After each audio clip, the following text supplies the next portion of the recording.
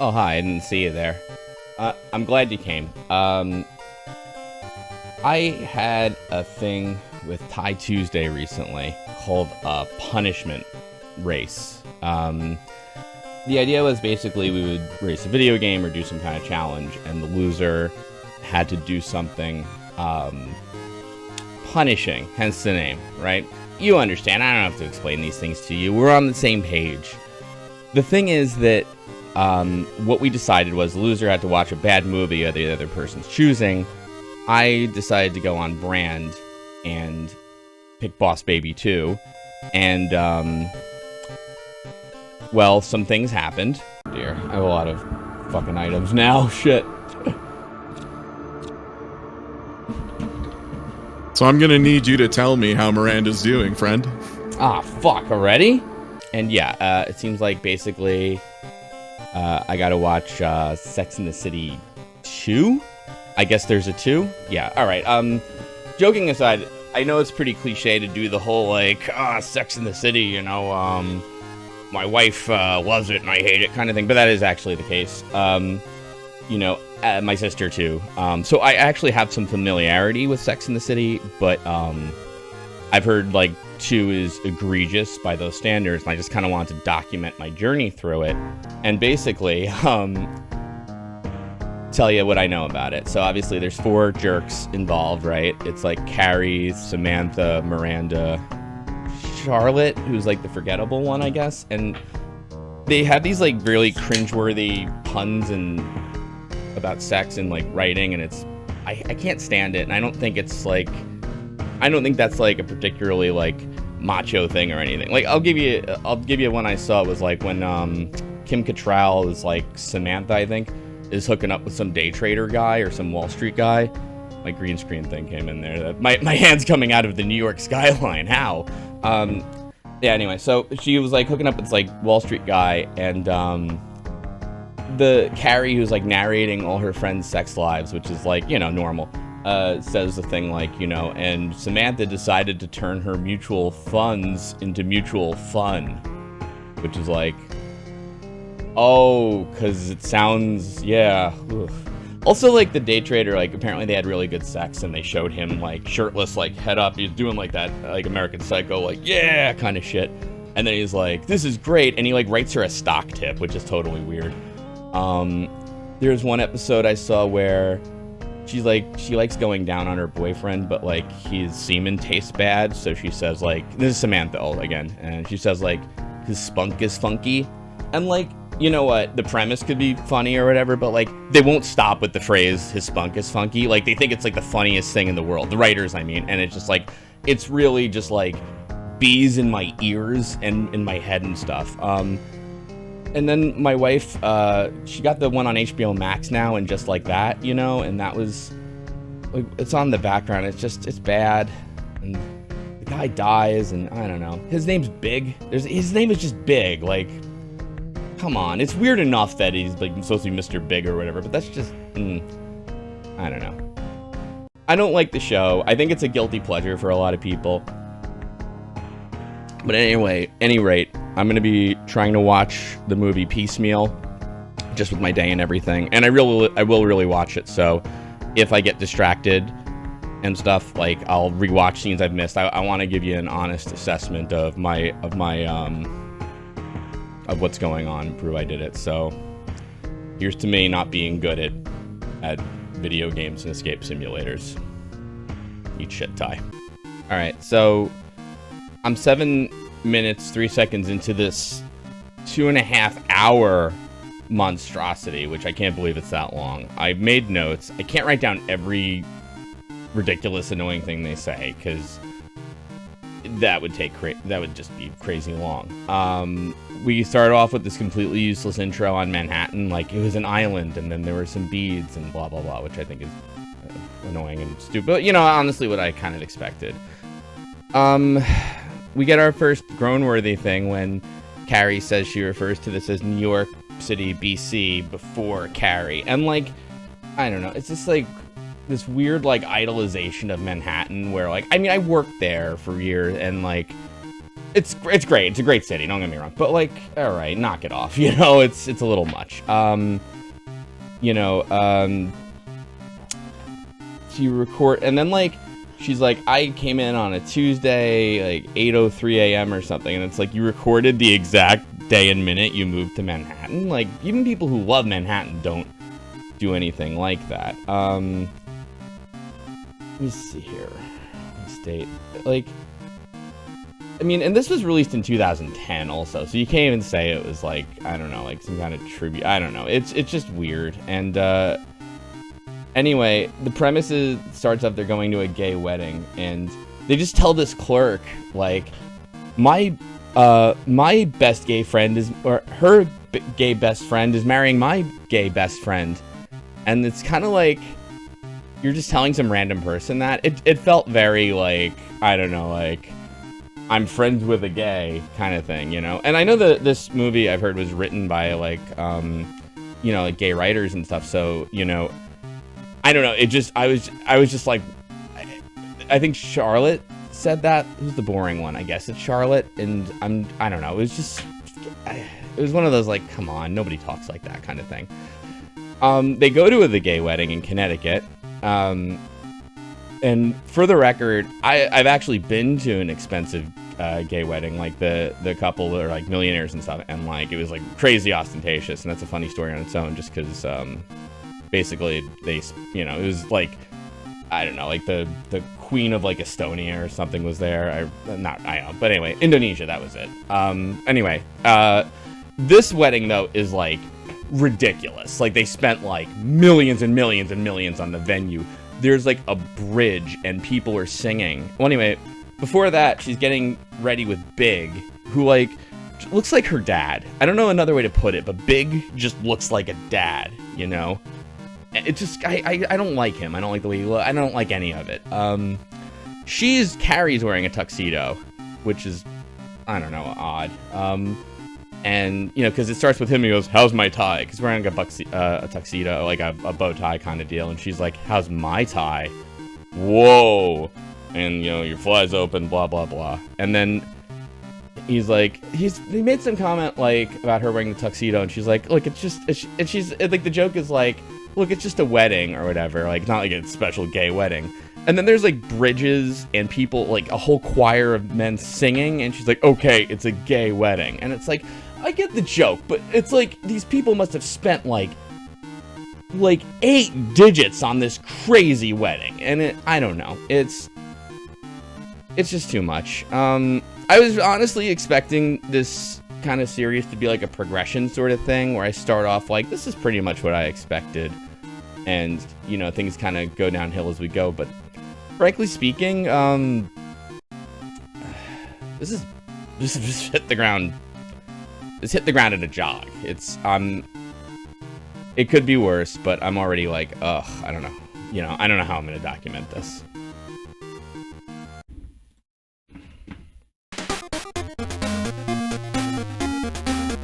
I have to be a little brief just because some work stuff soon. We're almost 20 minutes in. Oof. Okay, so they're at the gay wedding, and Samantha brought a dog and a little hat in her purse, which, you know, whatever. Then she goes, it's a gay wedding. What's one more, little bitch? Okay, like, I mean, that's weird. I don't know. It's just like, it's your friend's. I don't know. Whatever. I can't document every single thing they say, because it's like, there's like so much, like, just cringy shit. But anyway, one of the grooms, who's played by a comedian, Mario, I want to say Batali, but that's the chef, obviously. I can't think of his name right now. Shit. Whatever. I'll look it up at some other day. And he goes to talk to them. And he mentions that he's just like, it's kind of just weird. He's just like, well, you know, he got to pick out swans for our wedding, and I get to cheat, which, it's like awkward, but, you know, whatever. Okay, people do that kind of shit. But like, then like later, Carrie gets to talk to the other groom, who's her like friend, and then she's just like, so the other guy mentioned he's allowed to cheat, which I'm like, you're bringing it up now when they're getting married, the day of, that kind of thing. It seemed, I don't know, just kind of like one of her none of those business things, but he kind of plays it in stride, makes a joke, oh, only in the 45 states where it's not legal, which should, I guess, is political commentary, whatever. Then they're sitting for the actual ceremony, and then, like, one of them says, like, could this wedding get any gayer? But, like, nothing had happened that was particularly more gay, you know? Like nothing, like, it was just like, what are you talking about? It's the same as it was before, but they needed that segue to introduce Liza Minnelli, who's giving the vows. I'd actually read about that, like, 10 years ago when this movie came out. And anyway, she appears, and one of them, I think Miranda or Samantha, said, you know, there's like a law of physics when things get too gay, Liza appears, which, what? Like, I mean, she's not like a demon or like an eldritch monster that, like, if you get too much gay insight, like, you see her like hanging out on a church, like perched upside down, or I mean, maybe, but I don't know. It's just very, like, odd. So whatever. At one point then during the ceremony, she says, Liza Minnelli's reading the thing, and she's like, now the brooms have written their own vows. And she goes, brooms? And one of them goes, like, it's like bride plus groom. She goes, oh, that's marvelous. And I'm like, no. You have a thing, like, called a rehearsal, right? And also, like, all the groomsmen and bridesmaids and all the people, like, up, I can't think of the name for the collective, but, like, that's all planned and coordinated during rehearsal. Like, there's no, like, little, like, surprises during the ceremony, because it's, like, this really expensive day that you get one shot at. So everyone preps for it and everything like that. So that's bullshit. But, anyway, they only show one of the husband's vows. It's Mario again, and it's, he says, like, he starts to choke up and say, like, you're the first man to accept me for who I am. But then, like, Carrie has to voice over it, which I'm like, if they were supposed to have, like, a little moment or whatever, she says, like, that's the thing about tradition. Somehow it sneaks in. What? Like, alright, I guess. Thanks, Carrie. That was totally pointless. Then, Liza Minnelli performs all the single ladies, like, feel like you should have put a ring on it. That goes on a long time. I was actually doing physical therapy during this because, like, I have to multitask, and wow, really goes on. I'm glad though. That got me through a lot of runtime. Like, it's bad. It could have been worse. Not by a lot, I don't think, but holy fucking shit, it's so long. And she's dancing, and all the backup singers are dressed like Liza Minnelli. It sucks really bad.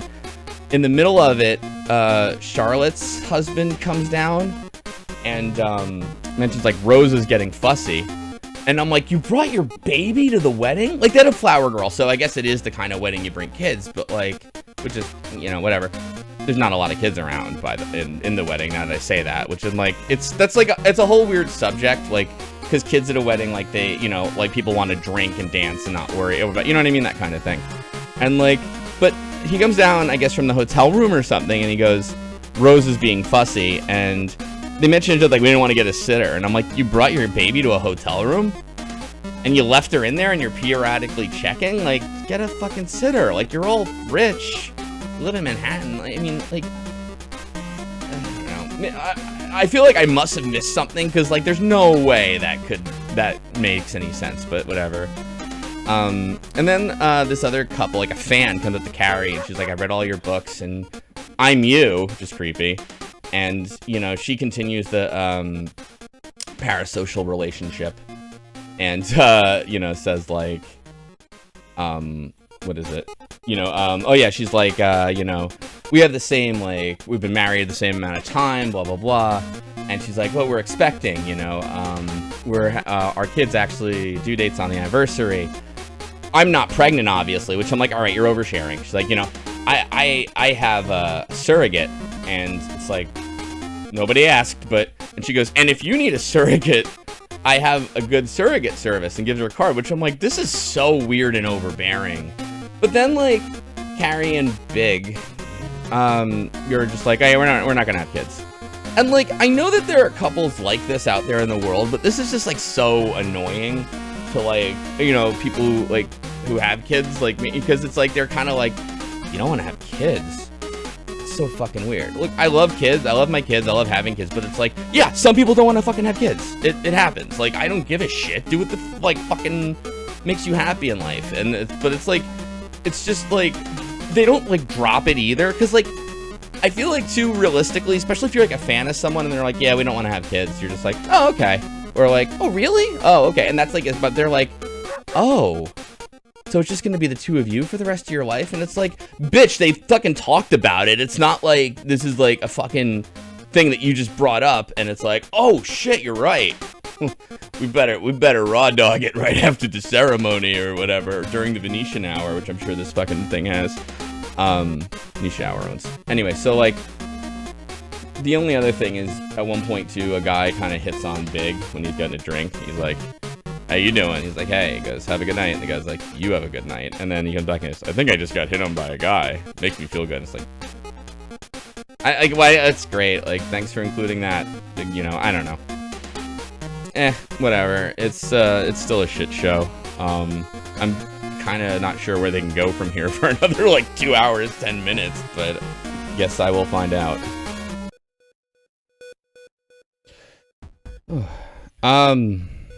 I had a few hours of reprieve for like meetings at work and shit, and things did not get better in my absence. No, all right. You know what? I was coming back and I was like, you know what I should do to be a little clever? Is like maybe I should try to look for some good in this. You know what I mean? And just be like, hey, maybe parts of this aren't so bad or the worst they could ever be, but shit, can't do it. I'm sorry. I felt really bad watching this. I know maybe that's cliche or what you're expecting, but it's just true. I just felt really bad. Like, all right, so they're at the gay wedding. Samantha meets this guy, right, Nikki, and he lays concrete, and they go back to, I guess this is like a stayover kind of wedding where you have to like, you're not in a hotel that was nearby. It's like a house or whatever, which I actually went to a wedding like that, so I was kind of like, all right, maybe that explains why whatever their kids were, Rose or whatever, is being fussy. But anyway, Samantha meets Nikki, and they have like this outrageous screaming sex, and there's like multiple condoms on the floor. You know, hey, props to Nikki, whatever, I guess, and Samantha, but like, I mean, you gotta know people are gonna overhear you in this house. I get it's a comedy kind of thing, but it's like, that's just shitty. I mean, I don't know. People are trying to sleep. They got kids. There's kids in the because the other joke then is like, they show Charlotte and her husband with Rose and the other kid who's like a baby and like a toddler. And, you know, it's like, you know, I don't know. It's just, the joke is like, oh man, like, cause Big, and then they show Big and Carrie watching TV, and Big's like, which one's worse? And Carrie's like, you know, like, Samantha, at least the kids will go to, like, get tired. You know, which, it's like, it's kind of fucked how much she knows about her friends having sex life. And then, she goes in the voiceover, like, there Big and I were, somewhere between wild sex and a baby. Which is like, I don't know if you ever heard the writing adage, show don't tell. You know, but this is like, kind of like, show and tell, and make explicitly clear when you tell them what it is you're talking about. You know what I mean? Like, it's like, all right, just let's calm down here, please. So anyway, there's breakfast the next morning after the wedding, you know, and Charlotte brings her kids because what's his face, her husband's like playing golf still with Big, and the other one, Samantha, wait, Miranda's husband is playing golf too. I mix up Miranda and Samantha's name sometimes. Samantha's the one who had sex with the other guy. Anyway, so let me so, God almighty, this friggin' thing. All right, what happens next? So like, they're at breakfast, and Samantha is counting like menopause vitamins, and it's like this weird thing because there's a follow-up show that my wife got HBO Max for, which is, and what was it? And then and just like that or whatever, the follow-up show, and like, she was complaining about how they like just talk about how old they are, but that seems to like already be happening here in Sex and the City too. and Samantha has like this like joke amount of pills, like it's a crazy amount of pills that she's got in her hand, and she takes all of them or whatever, and Charlotte's there with the kids, and then Charlotte's nanny comes, which I was like, wait, I thought they didn't get a nanny because like that was the thing about Rose being fussy, but I don't know, maybe I misunderstood that, but whatever. So, and this is where like my heart was really sinking, because their nanny's name is Erin.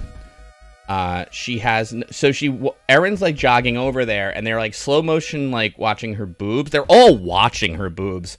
And like, I don't know, maybe the internet has spoiled me a bit. Like, you know, it's not like this woman has like quadruple Q tits or something. Like, yeah, all right, you know, but it's just like weird because like she's running, and yeah, and she's not wearing a bra, and her like, you know, her headlights are on, and she's bouncing and all that, but like not like a crazy amount, but they're all like, oh, like what the hell, you know?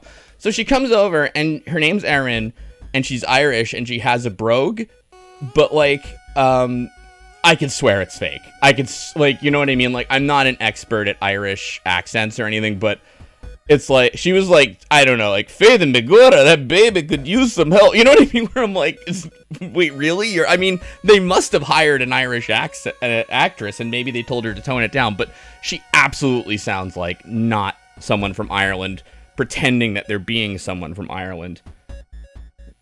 Which, whatever. Let's see here. Whoops. Whoa. And, yeah. So,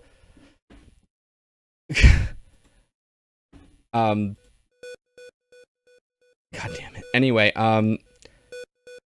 she leaves, and they all start talking about her tits, and where I really lost faith in life was when, her name's Erin, so they go, oh yeah, like, Erin go braless. And I had a friend named Erin in real life, and she was, like, telling me once how annoyed she was, because that was, like, the go-to joke. Kind of like my last name's Sawyer, and everybody would do Tom Sawyer, so I hate that kind of shit. So the minute they said that, I'm like, oh, come on. Like, that's, like, the first fucking go-to thing, you know? And then one goes, there ought to be a law against hiring a nanny like that. And then Carrie goes, yeah, the Jude law. All right. And they all laughed, like that was really funny, but I was kind of lost, honestly. All the guys are staring at Erin, who is like jumping up and down in their slow motion, and Carrie's voiceover is like, they were all captivated by Charlotte's Irish nanny and her lucky charms. I want you to keep in mind that the woman who wrote that in her voiceover wrote something else that's going to come up soon. My wife called me at like 26 minutes in, which was a nice reprieve. Anyway, Big is sitting on the couch reading a newspaper, and she's in her apartment, and these people are rich as fuck.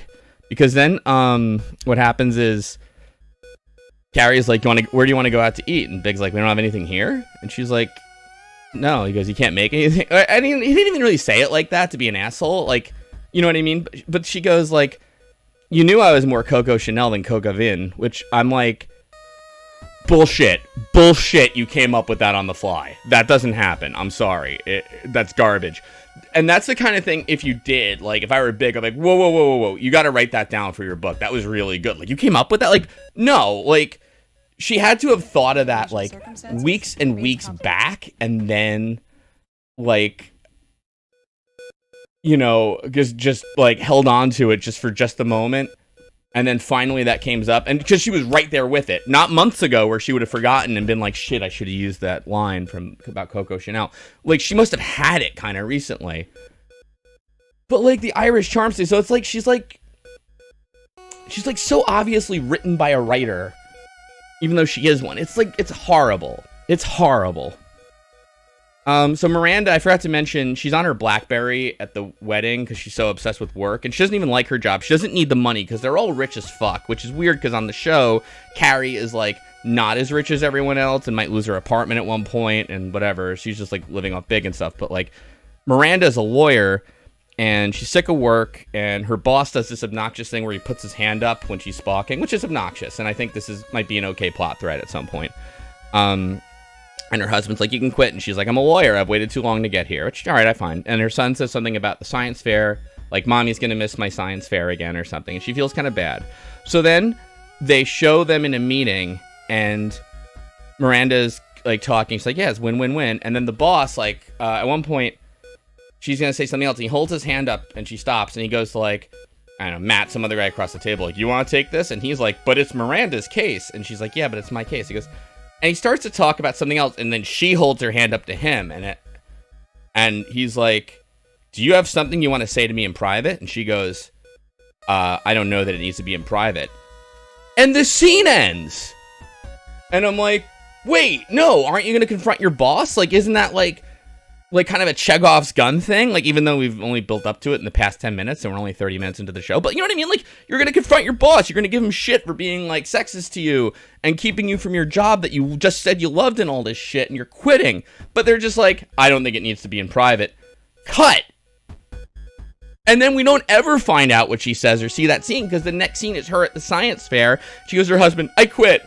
And then Brady, her son, gets his first prize for the mouse maze, and he's like, Mom. She goes, I made it. I never made it. She's already got a headhunter for a new job. And I'm like, that was the shortest plot thread, and it wasn't even satisfying. And then, like, where I had to end it was we go back to Charlotte, whose son is, they play this like Irish music whenever Erin's on, and she's in a bathtub. Well, not in the bathtub, like they're bathing the kid in like a clawfoot bathtub, and the husband's there too, which is weird because they're both doing that. Erin's wearing a sheer white top with no bra, and the kid like takes the spray and sprays her boobs, and it's like a wet t-shirt thing, and the husband's just laughing like he doesn't even notice or anything. And I'm like, no, like, you'd never be in this situation. You know what I mean? Like,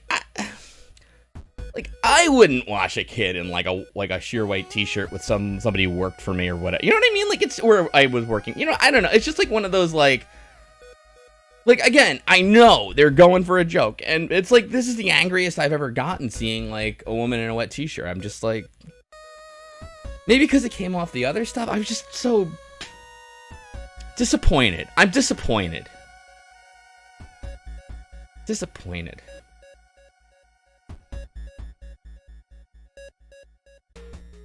Okay, it's a new day. I had some time before work and everything, so I tried to get through a big chunk. I actually have more time, but I got through what I got through. Okay. I don't even know what this movie is like about. Like, there's just like, it just goes everywhere. It's just like so meandering. It feels like they wanted to make another movie, and they just like had a couple episodes worth of content that they just sort of glommed together. But it is about like, I guess, stuff maybe they didn't cover on the show, like marriage and shit like that. I don't know. I mean, all right. So let's see. Carrie's book comes in the mail, and then like Charlotte, who has the kids, and you know, with the Irish nanny with the tits, you know, she calls, right? But like, and you know, as a parent, like, I kind of feel this in a way. It like starts, but not really, and I'll tell you what I mean. She calls up and she's like, should I feel threatened by Erin? Like, you know, you made that Jude Law joke, and you know, she's like, and Carrie's like, well, it was just a joke, I had to go for it. She goes, well, it was funny. And I'm like, not really, but whatever. But the kids are like, she's making like 1,000 cupcakes on the table. Like, she has this huge table. There's just tons of pastries and shit. And like, and then like the daughter, Rose, I guess the baby, is like screaming. And there's like a toddler and stuff who's making stuff and making like, she's making a mess. And I'm using air quotes because it's like she's got her hands red from like icing or some kind of like liquid thing. But she's making a tiny little mess in an enclosed space, which I guess they like didn't want to clean up and do multiple takes or something. I don't know. I'm being facetious there, but like, I guess what I'm getting at is like, it's one, this is not like, she's not making a huge mess. Like, kids make a mess. Like, especially in a kitchen with food, they make a fucking mess. But this is like this little tiny thing. She's going, mommy, mommy, and the baby's crying, and she's making 1,000 cupcakes, and she's trying to tell Carrie about Erin. She's like, 1 second, kids, and I'm like, call back later. Like, this is like a thing. It happens quite a lot. And you know what? When your kids are freaking out and you can't talk to somebody at the phone, you know what? You can't talk to somebody on the phone. This scene doesn't make any sense, you know? So finally, like, she hangs up, and I'm gonna say this. They almost have a really human, relatable scene where at one point she's like, just 1 second, and she kind of like goes in a closet and she like cries a little. This is Charlotte, I mean, you know, with her kids, like, just so like that, she has a sort of, I can't take it kind of moment. She doesn't say that, but like, you know, that like kind of moment when like the kids won't leave her alone and the one's still banging on the like, mommy, mommy. And it is relatable because sometimes, yeah, you get like really flustered and it's like, and there is no respite or whatever. But what annoyed me was what set her off is like the kid like touches her butt and leaves 2 handprints with her icing hands. Haha. And she goes, my vintage dress. You know, it's a vintage Valentino dress. And I remember reading a review of this where Roger Ebert wrote that up like years back. And like, and even he was like, why would you be baking in that dress? But again, like, it's the thing, like, you absolutely wouldn't be. It doesn't make any sense unless she's rushed for something, in which case, why are you calling Carrie while you're taking care of your kids? And then weirdly, while she's in the closet like that, Erin shows up and is like, oh, she seems like she's like upset. So she's like, I'll come play with me, whoever. And then what is she? It's just like, Charlotte was happy to see Erin just then. This is Carrie voicing over. Threat or no threat, bra or no bra. But like, all right. I mean, and it's just like it's all stupid because then it's like, well, wait, if you knew if she was coming, like, you know, why didn't you just wait like a couple of minutes or till she came or whatever? Like, it just doesn't like I get like for like a story and all that, like they have to set all this up, but it's all so contrived and weird. Like nothing works. This is just like the first couple of minutes. I have like a bunch to get through here. And then they cut to Samantha because the joke's like, and Erin's got no bra, but Samantha's got no panties. Because she's in Times Square in this office with like overlooking Times Square, and her panties are like down under her dress. Like, you know, she's like sitting down behind a desk, like, and she has this cream that she's like rubbing on her vagina because like, I guess all the menopause stuff that they talked about earlier and her regimen and all that. But then like, but there's like this glass window to like her assistant, this woman, and like she's like rubbing this on her vagina, and the woman like kind of looks in, and I guess you're supposed to laugh, like, oh, that looks so that's so weird out of context or something, but it's like that's really fucking weird and inappropriate, and like, you know, you're that lady's boss, like what's she gonna say, like, you know, like, hey, could you not rub your vag in the office during work hours while I'm here? Anyway, there's a call for you. She only mentioned that last part. So it's some guy that I guess she's like an agent, and she helped him like, you know, act or whatever the heck. And he's making a movie in like Abu Dhabi, and he was like, well, it's funny. He's like, he's like, you used to do my publicity, and she's like, I am sorry, I don't like recognize you or whatever. He goes, you used to do me, and she goes, ding ding ding, there it is. And it's like, I thought you slept with a lot of people, why would that whatever, you know, it's fine. Anyway, he wants her on the red carpet premiere and invites her there. So then we go back to Carrie, right? And Big makes her, I hate that his name's Big, and his head is enormous, by the way. I guess it like matches that he's like just a physically large person, but like just a big dad head. I can't stand him. And they made it a really nice anniversary meal. And he goes like, perks of eating at home, kiss the cook. And she's like, and no tipping, which like, I don't know. It's kind of like weird because before she's like, why don't we go out? And he's like, why don't we eat at home? But it's like their anniversary. So now I'm kind of like, I don't know. I guess it's a special meal. I don't know. Whatever. But this part, she gets him a Rolex for his anniversary.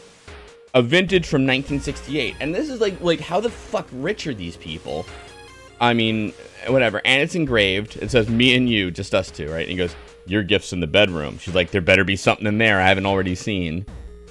It's a weird thing to say, I think. But, and this is a little funny, because he gets her a flat screen TV so they can watch TV together like they did at that hotel room at the wedding. And then this part, he goes, like, she's obviously disappointed, and he goes, well, look at this. And then he tilts it. So you think there's something, he goes, and we can watch it in bed, which I'll admit, I was like, okay, that's kind of good. But whatever, she's upset. They're dress shopping for the premiere, I guess, or whatever, and the clerk says to Samantha, like, she's looking at the dress, she goes, that might be a little young for you. It's like, who the fuck would say that, really? So she's like, I'm 50 fucking 2, and I'll wear whatever I want, blah, blah, blah. And it's just weird, because it's like, you could have had the scene where Miranda tells off her shitty boss earlier, but you skip that, but it's like, I'll tell off this fucking cashier who thinks I can't rock this dress at 52, whatever. And then And then they go back to Carrie, and then solidifying that Big is just like an idiot dad who I can't take. He comes in, he opens the door, comes in, and she goes like, "Is that you?" And he's like, "I hope so. Who else has a key?" Like, shut the fuck up. Why did we even need this dialogue? So she wants to go out, and he's like, "It's Monday," which, I mean, good point. Like, she's a writer, but he has like, I guess, like a 9 to 5 or whatever. But it's Monday, and he's like, "The market fell 100 points." It's just like, he's like, "I just want to stay home. Why don't you go out with your friends?" And she's like, "I want to spend time with you and stuff." And he's like, "Oh, no." And he turns on TV, and she's like making him a scotch. And she's like, "You're right." But then she sees he got takeout from a Japanese place from dinner. And she's like, "No way, bucko. We're not getting takeout." And he like she forces him to go out to the premiere. Which I'm like, it is Monday. I mean, what? And who has a movie premiere on a Monday? Is that a thing? Maybe it's a thing. I don't think it is. They get to the red carpet event, you know. And like Biggs gotta wear like a suit and everything. So it's not even like a quick like let's go to the bar and meet friends thing. It's like an event. So I'm totally on his side here, but whatever. Samantha, it turns out she's wearing the dress at the place, and Miley Cyrus is there, I guess, and she's wearing the same dress too. And everyone's like, the gay couple from before with Mario Cantone and the other guy. The other guy's like, "I can't look away. It's like a red carpet Hindenburg. Like, what happens if they see each other and stuff?" And this other guy who maybe is like some fashion celebrity or something I don't recognize, making a cameo, he goes, "Awkward ×2. Like, what are you talking about?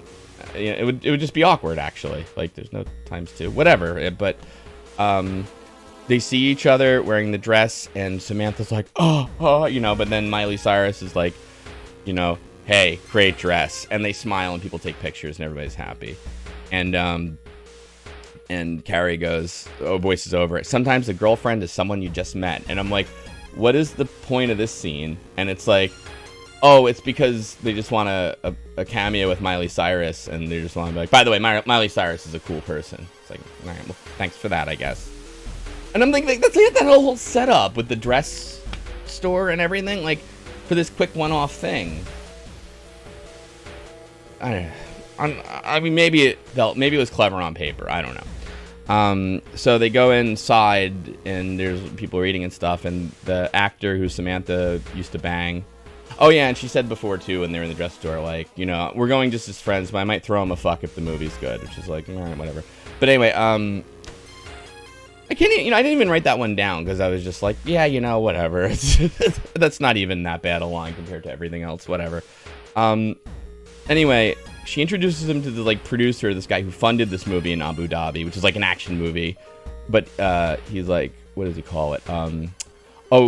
It's the Sheik, you know. So the Sheik is like, you know, talking up Abu Dhabi as like the new Middle East, like Dubai's over, Abu Dhabi's the place. But he's talking with the accent and like, and that whole like, "How do you say?" thing, and he has an assistant who helps him with the English word, which is just like I mean, it's like a thing where it's like I've never met a Sheik, obviously, like meaning the writers, but I know how they would talk, and it's just like how it would work in my head. You know what I mean? Like it's ridiculous. And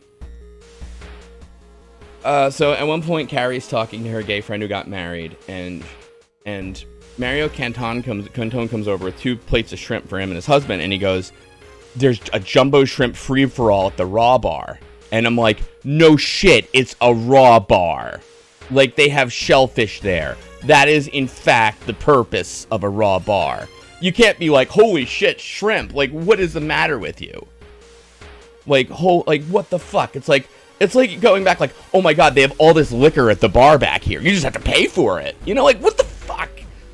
And it's a premiere, so of course it's all comp. Like, get the, like, Well, anyway, and then, like, infuriatingly, Big is talking to some woman at the bar, and Carrie's kind of like, you know, jealous or whatever, which is like, whatever. But then she like goes to talk to him.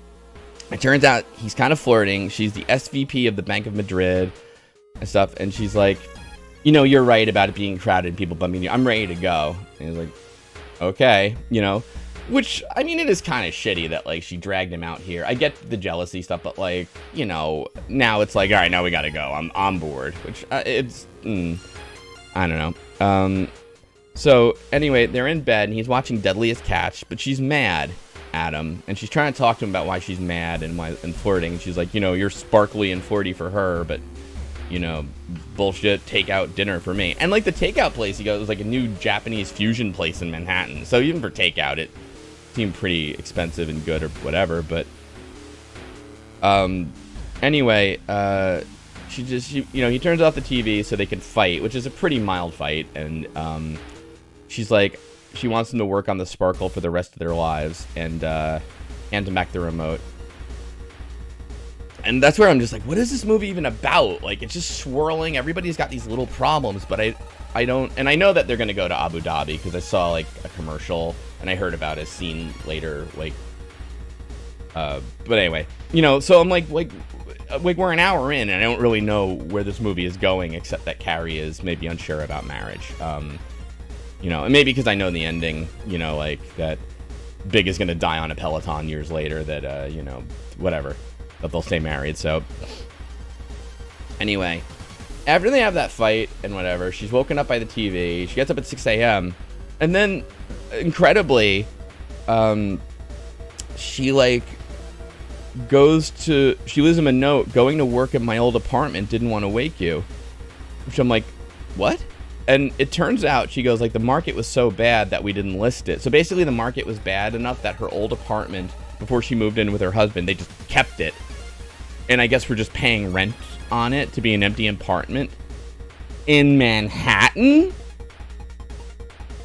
Like, you didn't sublet it? What? Like, that's like just thousands of dollars. Like, you're just throwing away. Like, easily. Like, even in 2010, like, that was a lot of fucking money to have. And it's a nice apartment,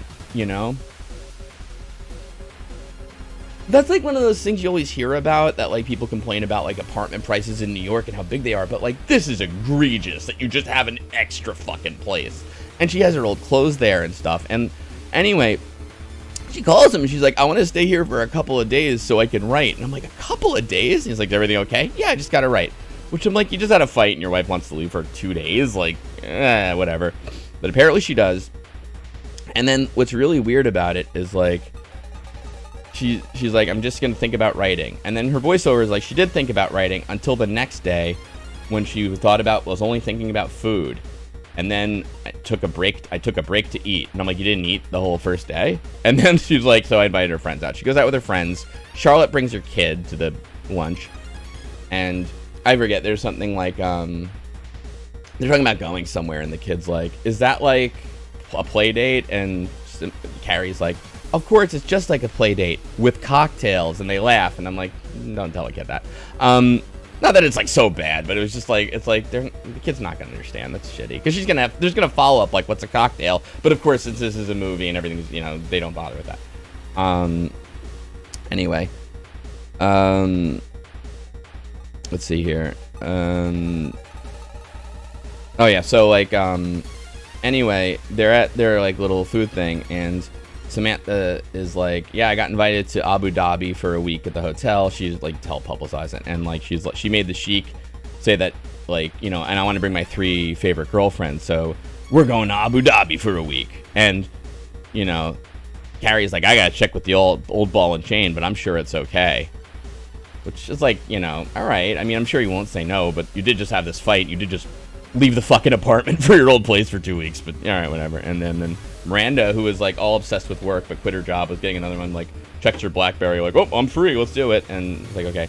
And then Charlotte has 2 kids, and it's like, and she's like, well, I gotta check, with my husband and stuff. She's like, well, you have a husband and a nanny, you can take a week off, which is like, well, you can if, like, you don't have to bring your kid to a doctor or school or, you know what I mean? Like, no, you can't just take a week off with 3 weeks notice. That's crazy. But Samantha's like, listen, I went to children's birthday parties for you. You go to Abu Dhabi for me. And I'm like, the kids' birthday parties weren't in the fucking Middle East, so it's not quite a thing. But, Charlotte's like, okay, fine, whatever. So then that night, Big calls up Samantha, and he's like, I got 9 p.m. reservation. Oh, it's how's the writing? She's like, I just finished up. He's like, I got 9 p.m. reservations. She goes, well, it's 8:30 now. And he's like, I'm downstairs. And she's wearing like a tie up like not a halter, but like a, you know, like one of those short tie shirts and I guess like jeans or denim shorts. I didn't notice, but like she's just wearing like regular clothes. Way too nice to just be writing by yourself in your apartment, but whatever. It's a movie. But anyway, it turns out he's in the car downstairs waiting for her. So then she gets like in a dress and everything, and I'm like, you got all ready for like reservations 30 minutes away in New York City? And then I'm like, Tuesday night, Wednesday night, you know, like 9 p.m. reservations? Like, I don't know. Whatever. That's nitpicky bullshit. But then they're kissing in the car, and I'm just staring, and I'm like, his head is fucking enormous. He's just huge. I can't stand this big dad idiot. And she's like, and back at home, the TV stayed off the other night, and pretty soon the Middle East was upon us. So she's packing up, and he's like, hey, remember the 2 days off you took to do writing? What if I did that too? I'll get my own place where I can watch TV and do stuff that annoys you. And then, you know, and she's like, you need like 2 days off from me a week? And he's like, well, it's just an idea, you know. And she's like, yeah, but that's not what marriage is. We're supposed to do all this shit together. And I'm like, I mean, you know, it's like one of those things where it's like, I could get behind, like, you know, yeah, she took 2 days off to write. Maybe there is like a weekend you could go out with the guys or some shit, you know. But it is a little funny to be like, how about I get my own place? Like, you're gonna buy a third apartment? That, like, what? Just for, why don't you borrow her place? Or like, none of this makes any fucking sense. How much money do you people have? Because that's the other thing too about this show, is I've seen episodes of it. She's not supposed to be rich like her friends are. Like, she's a successful writer, but like, you know, at one point she almost loses the apartment and the one's got to lend her money. But like in this one, for whatever reason, she's just like, she's got tons of fucking disposable cash. And disposable, they just fucking throw it. There's like a million apartments. I had to stop then. God, I spent 20 minutes talking about like 25 minutes. Jesus Christ.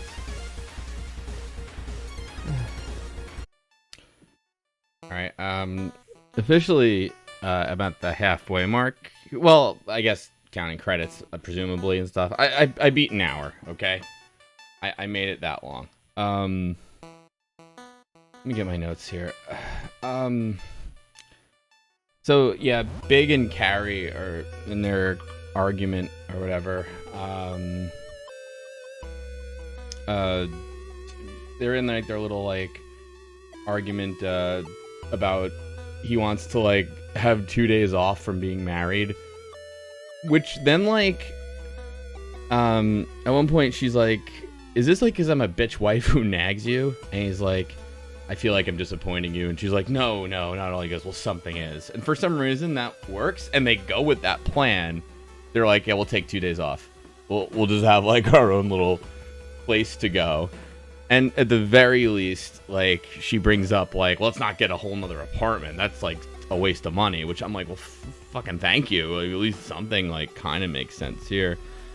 Anyway, they're finally off to Abu Dhabi, and since this is like an hour in, I guess this is where the movie begins. I don't know. I still don't know what this stupid movie is about. They're on this like crazy super luxury airliner, like, you know, mega first class, that kind of thing.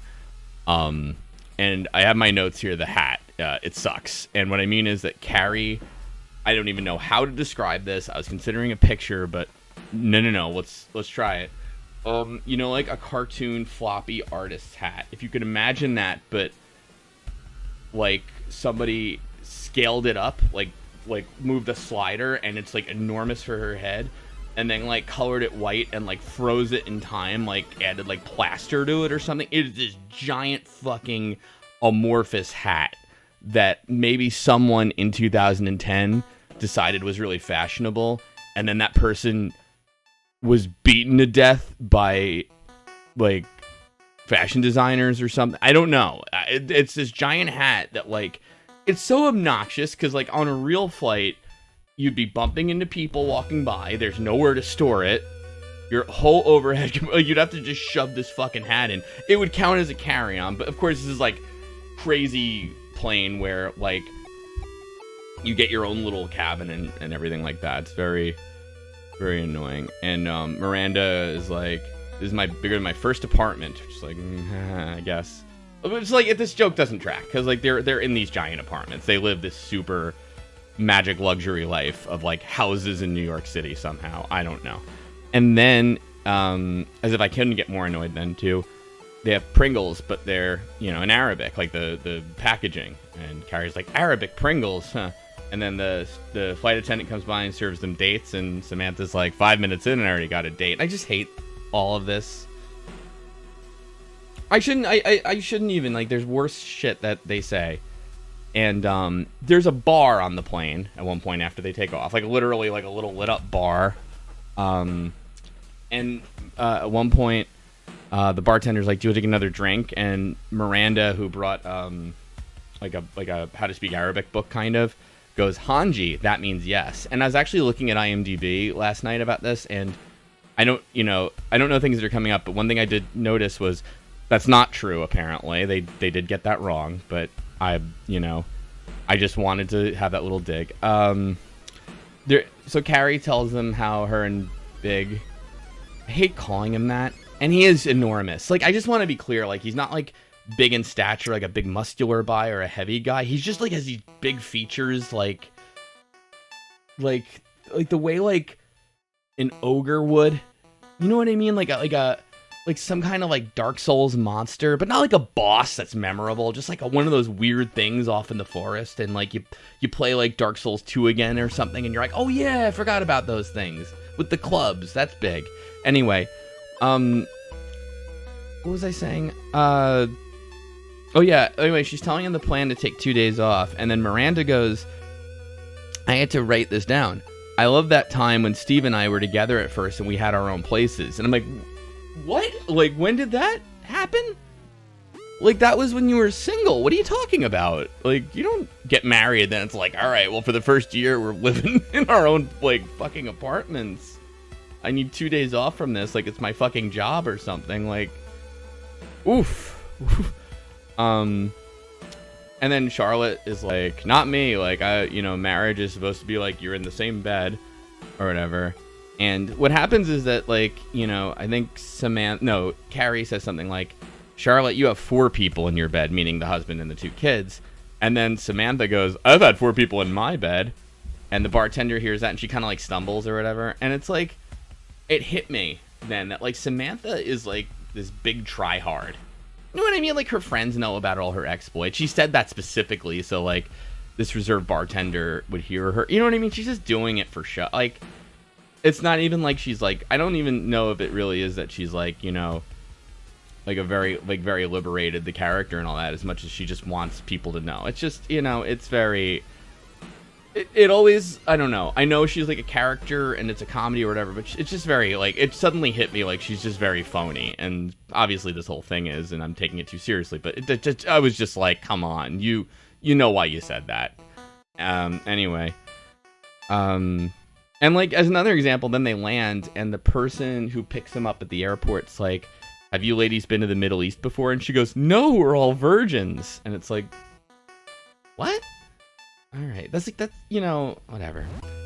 And then Samantha gets stopped because they have an x-ray machine on the way in for like, I guess, drug trafficking and stuff. And they stop her because they think all her hormones are drugs. So they confiscate them, which I'm like, no, if they thought you had narcotics, that's called drug trafficking and you'd get arrested.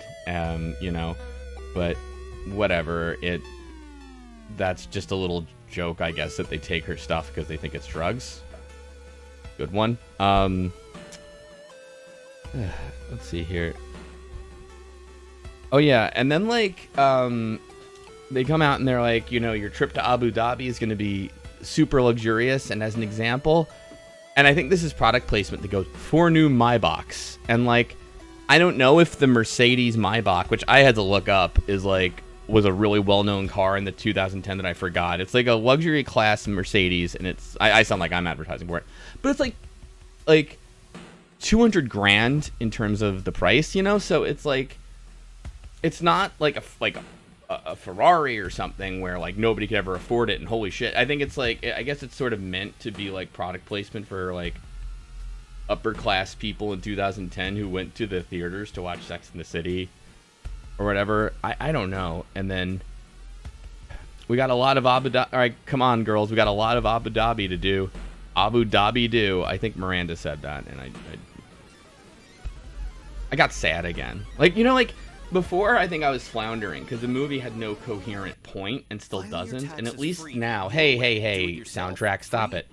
At least before, like, you know, there was, like, something, I guess, like, I was kind of hopeful, at least with the Abu Dhabi thread, there's something to hang on to, in terms of, like, a story that I could say, like, at least I could see how this is going to resolve. But then she said that, and I just kind of remembered what a slog this is and how bad it makes me feel. God. The next, like, scene, they go to their hotel, and it is just, like, minutes of just, like, oohing and eyeing over how beautiful Abu Dhabi is and their incredible hotel, which is, like, it is extremely nice. And, you know, the front desk concierge kind of guy comes to meet them, and there's, you know, obviously a bunch of guys in traditional, like, garb, and then there's, like, a soccer team, you know, a football team or whatever, and you know, and they're like, who's that? And the guy's like, that's the World Cup there. And then Samantha goes, did they bring their balls? And he's like, yes, they have many, many balls. Which, like, who was that for? You know what I mean? Like, was it to make her friends laugh, I guess? Like, there has to be a point where it's like, you know, Samantha, you're really fucking embarrassing us. Just, like, kind of calm down, all right? With it, like, we get it, you know? The show's Sex in the City, whatever. Anyway, I don't know why you'd incorporate the front door guy in that. I just feel bad for him. I feel bad for everybody. And they get their own butlers, and it's like they spend forever on how wonderful this hotel is and the experience they're going to have. And, like, here's your private deck, here's your 4 butlers, here's your private salon, here's your private bar, a formal salon, here's your terrace, it overlooks the grounds, it's beautiful. And I'm like, but is this a commercial? Because I don't even know if this is a real hotel or something. And even if it is, like, who is this for? And it makes me wonder, like, was this actually financed by a sheik? Like, in real life, I mean, to, like, show off his hotel or something. Because I'm just sitting here like, why are they spending so much time on this? And that's where I stopped for now. Because, you know, I have to go, you know, see my kids soon, and like, God, I can't believe I brought kids to a doomed world where Sex in the City 2 exists. What a piece of shit I am. And what a piece of shit they are.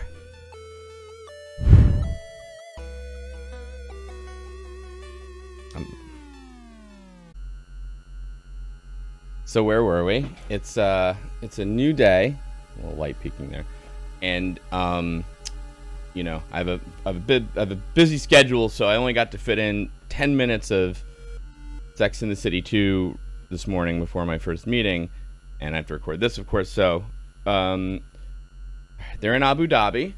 They're at breakfast. They're looking at all the people around, people watching, as you know, fine, okay, and they see a bunch of Muslim women, and they're just fascinated. And they talk about a niqab, which is the facial covering, according to Sex in the City. So I apologize if I got this wrong. I don't know. I'm going by Carrie, Miranda, and all them. I didn't do research. Not my smartest move, but we'll go with it. Anyway, you know, Miranda tells, you know, women are required in a way to dress, like, not so sexual. And they're, like, kind of like Samantha, because she's wearing, like, a, you know, low-cut top or whatever. And Samantha's like, oh, fine. I don't know, whatever. So she, like, wears a little wrap or cover-up that she happened to have, fortunately. Okay. Anyway, and they start talking about, like, you know, the sequins and stuff, and, like, how younger Muslim women want to keep tradition but kind of add their own thing, blah, blah, blah, all fine. And Carrie is like, I don't really like the niqab because it's like they're losing their voice, which I'm like, I'm sure they love your opinion, Carrie, you know, that kind of thing, whatever. And then one of these women that they're watching gets a plate of French fries, and they're like, how's she gonna eat this with the niqab? And the answer is that she, like, lifts up the veil like that and puts the fry under. Okay. So Charlotte can't get reception. I guess she's worried about her husband cheating on her with the Irish nanny with the tits. And they're like, Charlotte, you know, like, you've been on your phone this whole time. You're missing this woman eat French fries. They really say that. Like, and I'm sitting there like, maybe that's an ironic joke I don't get, but they are legitimately watching her do it.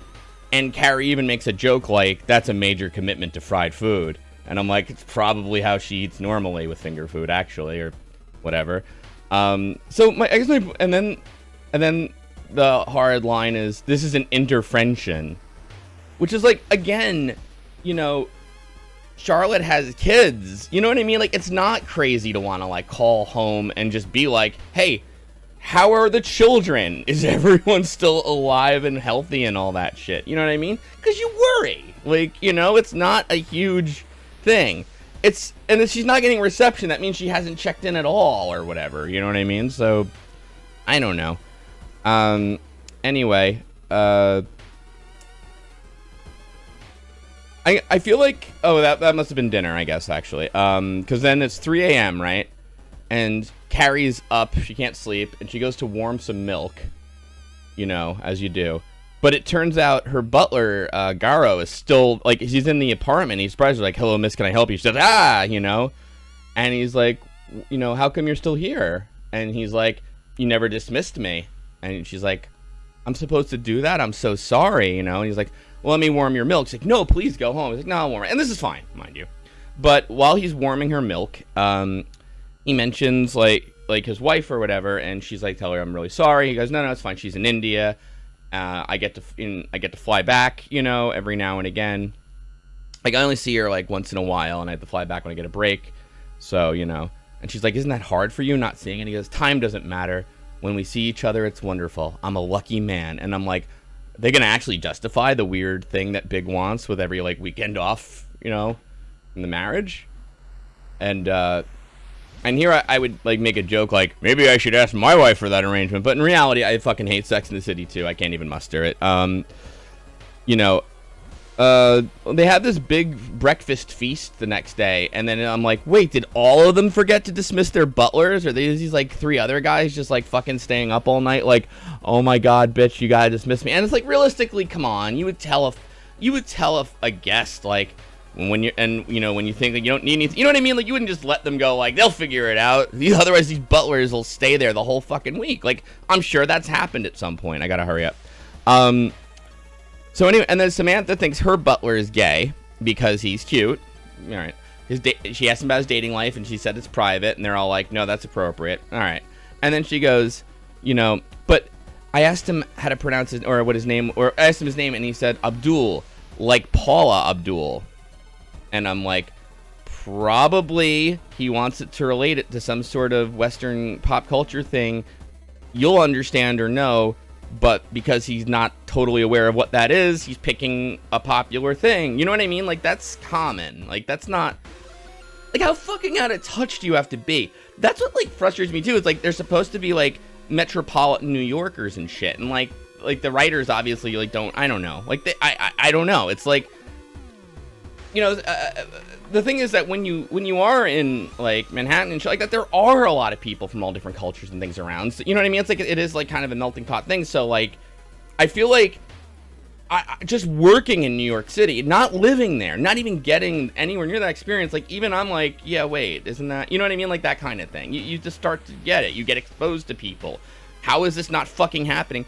And, no, fuck it, not even New York City. Like, any major urban city that you live in, you know? Like...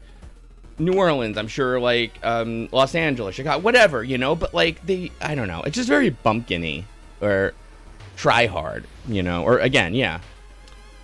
Anyway, they go to shopping, and they get a stern warning from the concierge or whoever, like, watch out for the forbidden experience, men will try to, engage with you and sell you black market items, it's very illegal, don't do it, and they're like, okay, and I'm like, you're just going to the market alone and you don't speak the language or anything? But that's what happens, and they're in the bazaar, you know, and Miranda goes off to buy spices, and Carrie's alone, and she sees a shoe bazaar, and she's got to buy shoes, and the guy speaks English, and the shoes that she tries on in the bazaar are exactly her size, so she's like, I'll take it, And he's like, 100 gram or whatever, $20. She's like, $20? These shoes are $20? Are you sure? And he's like, yeah. Because again, like, it's like she's never, ever been to a foreign country with a different currency exchange and things are like cheaper or whatever, you know? But all right, fine. I guess maybe it's that surprising. It's fine, whatever. So she decided not to get a bag, and she was like, I'll just put these shoes in my purse, which I'm like, oh, that's weird, but okay. And then to do that, she has to take out a bunch of bags of spices and her passport, which she then leaves on the stand accidentally, which you know where that's going. Because she gets distracted by Aiden, an old love of hers, who's off talking to a couple of people, and they see each other, and she mentions, like, it's my old love, Aiden. Now, he was talking to a couple of people, and he's holding a big carpet while he's talking to me. He sees her, and then he just starts walking toward her. And if I'm selling the carpet, I'm kind of like, dude, we were in the middle of something, but nobody bothers. So he just walks over, and he's like, this is the best Mirage I've ever had. And then they hug, and she's like, is that allowed here? And I'm like, probably not, you know, but they gloss over that. And he's like, you know, I'd love to stay and chat, but I have lunch with the business partners, and they don't cotton to the ladies. And he says it like that little, and I get the feeling Aiden's supposed to be the funny guy, but he's also, like, smoldering. You know what I mean? Where it's kind of like, he's not coming across super lighthearted, but he's cracking jokes that she's laughing at, even though his delivery kind of sucks, but whatever.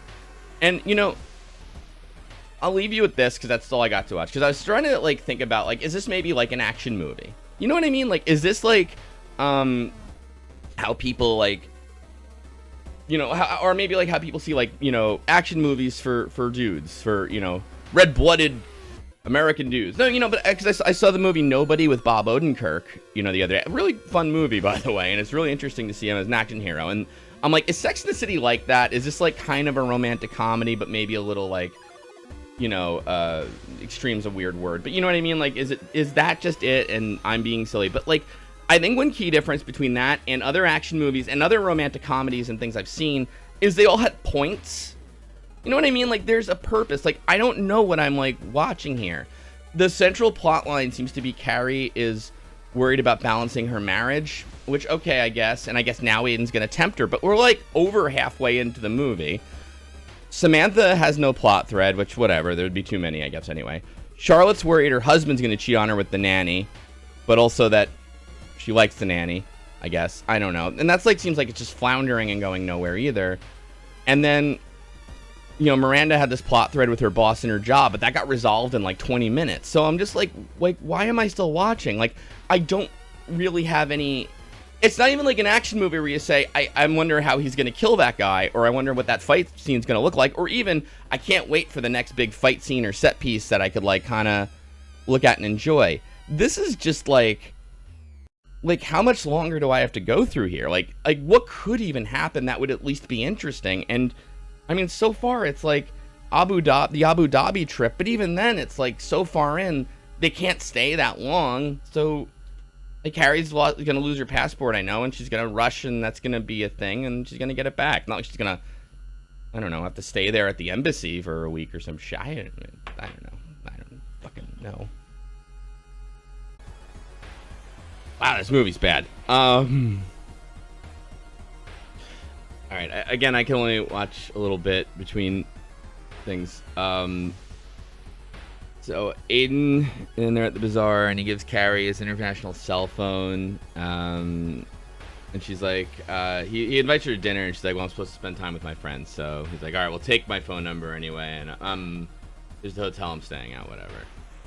And anyway, they get to the pool, and they're like, you know, she tells him that Aiden, they're like, did you tell him you're married? And she's like, no, or she makes like a joke, like, yeah, I told him that I married this guy he hates, I guess he never liked Big or whatever, and then, you know, they're like, is he married? Because I think I saw a wedding ring. So, okay, whatever. I guess that we're going to go somewhere with that at some point. But then, you know, they're at the pool, and there's women wearing bikinis, which they kind of make because Samantha's like, you know, they're like, Samantha, cover up your legs. And she's like, it's a pool. You know where that goes.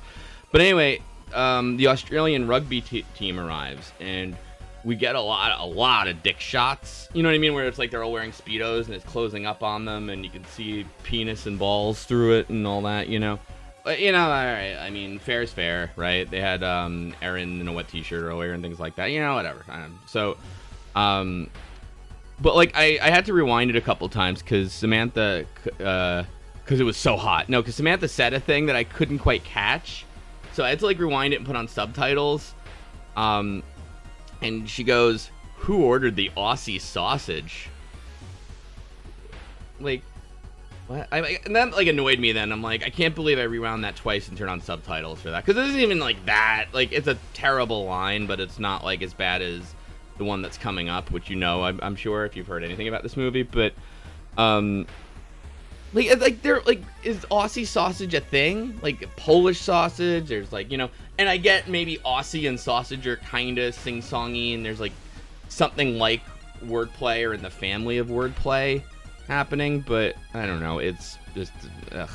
But the problem is she looks, though they're doing all these dick shots in slow motion and all that, but then they go to her and she's like, she looks all like weird and troubled, and I'm like, what's the fucking problem? And it's like, because since they confiscated all her hormone pills, she doesn't feel anything. She's not horny. Or she's like pointing to her. She's like, I feel nothing. Like all this testosterone out here and like none down there. None down under, she says. Get it? Yeah. And she's like, it's official. The estrogen has left the building. And it's like, again, it's like, it's too much at once. Like, you got to pick one fucking metaphor, joke, whatever you're doing, and just stick with it and stop doing this. Stop. Whoa, hey, music. Stupid YouTube OSTs. I wish there was an easier way of doing this. All right, whatever. So, where was I? Yeah, that's fine. Okay, and then, anyway, so she's talking about all that, and then Charlotte goes, I'm pulling an intervention again. And I'm like, are we really, like, doing this? Like, is that going to be, like, a running gag now? Yeah, apparently. Because she's like, you know, if I can't talk about Charlie or whatever the hell her husband's name and whatever, my kids, then you can't talk about your hormones. But then Miranda has a whole schedule, and she's like, I'm going to turn this intervention into an interfunction. And it's just, shut the fuck up. Like, I'm so sorry I complained about the Aussie sausage thing now. Let's go back. Let's stop with this, please. I'm begging you. Please. So, anyway, they're like, we got a whole day planned. Let's go do it. And then the rugby team, I guess, overhears it and cheers. Which I'm like, you're across a pool. There's no way, but whatever. And then, you know, and she's like, and Samantha's like, you know, points to her badge, and she's like, still nothing. All right. So, from there, we cut to a drive out in the desert. There's like a billboard of some guy. Maybe it's, I don't know who he is, but they don't touch on that. And they're out in the desert, and they're like, we're gonna have lunch out here. And they're like, and Miranda's like, we're gonna ride camels. And they're like, Miranda, we're not dressed for that. And Miranda's like, oh yeah, well, I had Abdul pick out don't worry, I have it covered. I had Abdul pick out clothes for us. So there's like all these tents in the desert, and Abdul comes out, and he's like kind of got that like an affect to him, like he's kind of like, you know, which is, I guess, supposed to signal that Samantha was right. He is gay. Which, again, I don't think the Paula Abdul thing was a fair clue or anything. I think that was kind of bullshit. But, oh, what else, you know? But then I'm also like, where are they going to get changed? They're in, like, tents out in the desert. Whatever, you know? They're riding camels out, you know, and their butlers are there leading them out and stuff like that. And, what happens then? Oh yeah, so like, pause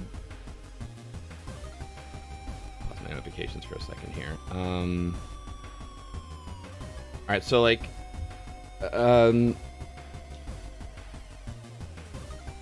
Charlotte fall. Oh yeah, so Charlotte falls over, and her pants, I guess, ride up as she fell, which whatever. And they're like, Charlotte, you got a little camel toe, which funny. And then and a sand wedge. Somebody else makes the joke, which is like, yeah, all right. Anyway, they're eating lunch out in this little makeshift tent kind of thing, which is like really a big setup. But you know, their butlers do it, I guess. Whatever, out in the fucking desert. Oh, and Charlotte gets a call, so now all of a sudden she has cell reception out in the deserts of the United Arab Emirates. Maybe that's the thing. I don't know. And this guy comes driving along. It sounds like he's got a British accent. He goes, "Hi, ladies." He goes, "Abdul," you know, and all this stuff. I guess that sounded Australian, but whatever. Anyway, they're all like smitten with him. He's just talking about the beautiful sunsets he's gonna see and blah blah blah. And he's staying. And anyway, he drives off. So, but like Samantha, they flash to Samantha, who's just like, oh, and then they like flash quickly to Abdul's like, hey, and it's like, yeah, I get it, he's gay. So, he drives off, and apparently they're like, oh, he's a Danish architect. He stays at our hotel all the time. And Samantha, oh no, actually, Samantha goes, who's Lawrence of Arabia? And they tell him, and I know it's coming because I've heard it. But, you know, she's like, oh my gosh, I feel something down there. It's working. And he's staying at our hotel. Lawrence of my labia. And you know what? As bad as it's even worse that she said Lawrence of Arabia earlier. Because it's almost like I just want to make sure that people get the reference or something. You know what I mean? Like, I almost feel like if she had just said Lawrence of... Well, it would have been awful either way. But it's just insult to injury, that kind of thing.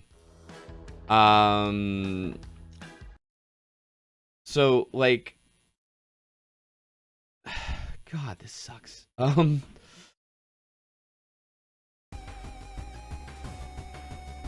They go to karaoke is where I stopped about, and the waiter, I just thought this was kind of obnoxious because Miranda's like, Markaba, and I might be getting this wrong, but he was just kind of like, he goes, oh, it's pronounced Markaba, or Markaba, like, you know what I mean?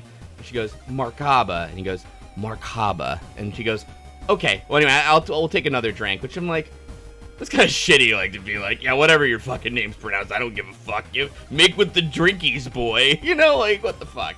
Anyway, karaoke, they call them up and they start singing I'm Woman, Hear Me Roar. And I'm a huge misogynist, so I had to stop right there, because fuck that. No, I did have to stop watching at that point. So, we're like 60%, a little over 60% of the way through. So, end is slowly getting in sight. I'll be back.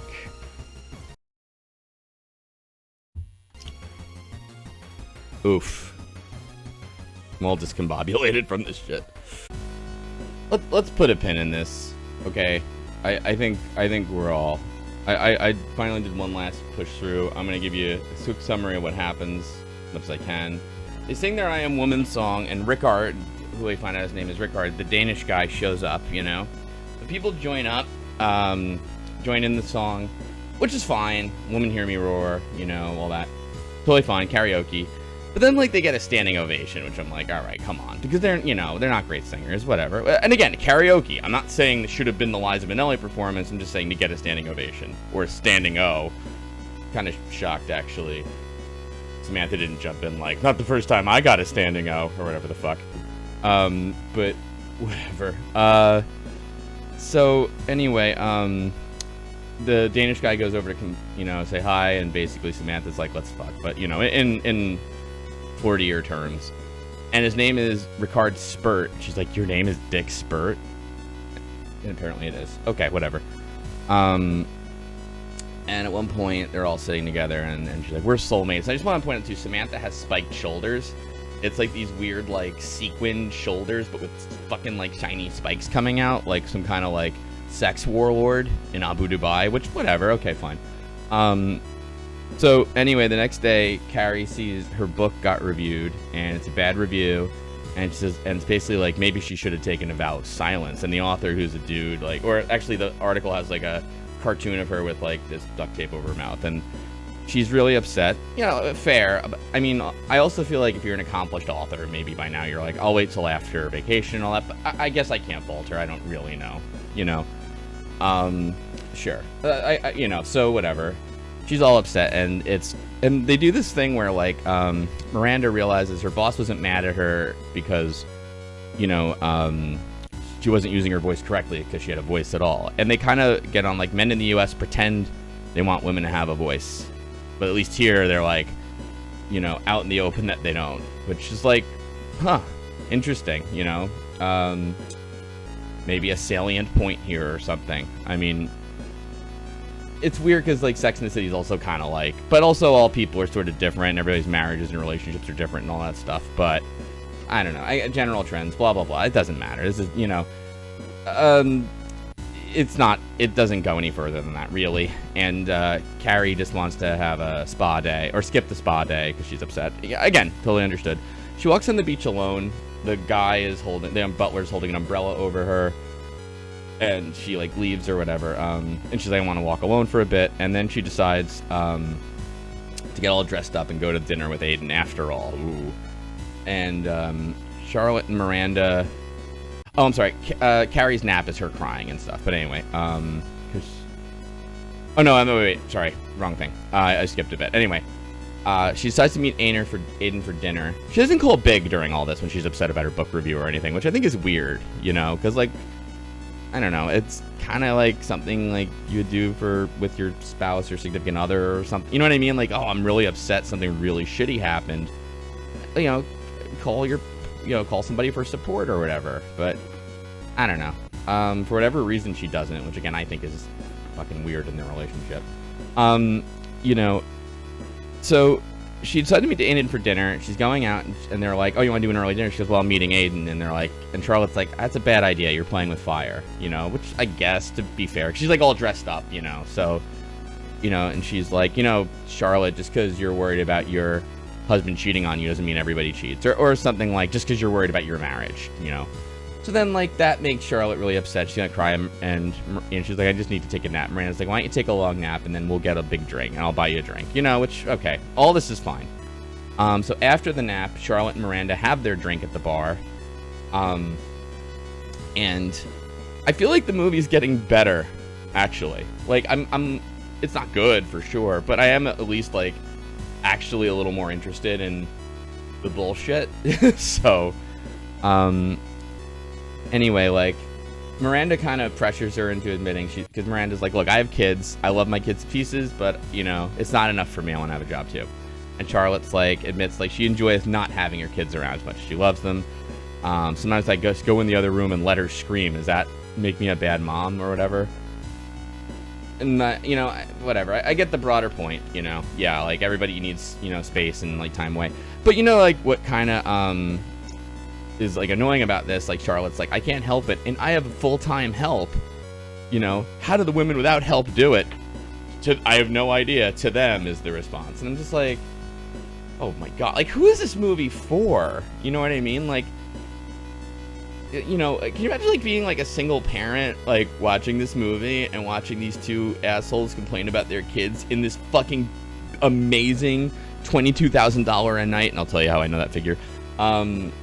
Hotel room, just complaining like, I can't even hack it with full-time help. Like, wow, you know. Again, you know, I want to be fair about this, and I'll tell you why later. But, you know, maybe there's like a thing where, yeah, you know what, you know, like, in our situation at home, we have like my mom and my mother-in-law who are both retired, and they help out and watch kids while we're working and stuff like that. So I get the whole, like, sometimes you get really frustrated and overwhelmed, and you're like, gosh, how do people without even that support do it, and things like that. So I get it, but this is just such an extreme degree where they have so much fucking money and a full-time nanny and, like, can afford all this shit, you know what I mean? So it's like, it comes off really, like, just dumb. Just, like, thoughtless, I guess. I don't know, whatever. Anyway, oh yeah, and then Charlotte admits when Carrie said the thing about cheating, you know, she's like, my first thought was I can't lose the nanny, you know, because the kids and it's hard and blah, blah, blah, which, whatever.